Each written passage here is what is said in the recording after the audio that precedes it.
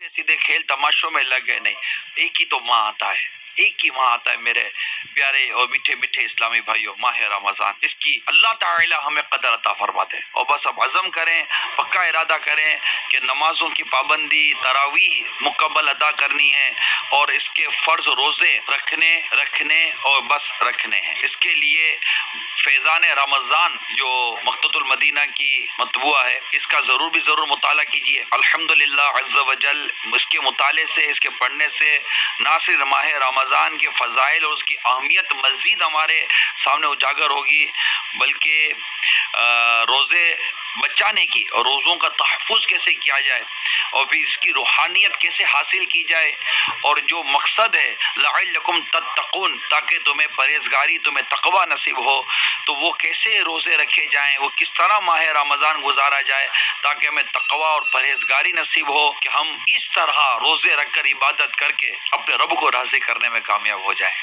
जिसने सेहत दी, तंदुरुस्ती दी, सब कुछ दिया, क्या नेमत है जो हमें अल्लाह ताला ने अता नहीं की। ईमान जैसी नेमत और फिर माह रमज़ान जैसी नेमत जब हमें मिले तो फिर हम इसकी कदर क्यों ना करें। जो भी आपकी मसरूफियात हैं, बराए करम इसको समेट लें, समेटें और जहन बनाएं कि वो महीना आने वाला है जिसमें फ़र्ज का सवाब 70 फ़र्ज़ों के बराबर कर दिया जाता है। हाय हाय, ऐसा माह, इस माह को जिस कदर हो सके सुन्नतों के सांचे में ढलकर इसका इस्तेमाल करना चाहिए।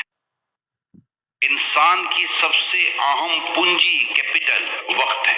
और ये मैं एक ऐसे दौर में बात कर रहा हूँ जहाँ ऐसा महसूस होता है कि जैसे कि महीना, तो आपको कोई भी ऐसा शख्स नहीं मिलेगा जिसको जिंदगी में रोज के 26 घंटे मिले हों। दुनिया का कामयाब तरीन आदमी भी 24 घंटे में कामयाब हुआ है और दुनिया का फेलियर तरीन आदमी भी 24 घंटे में ही फेल हुआ है। बड़े अक्लमंद लोग कहते हैं खुद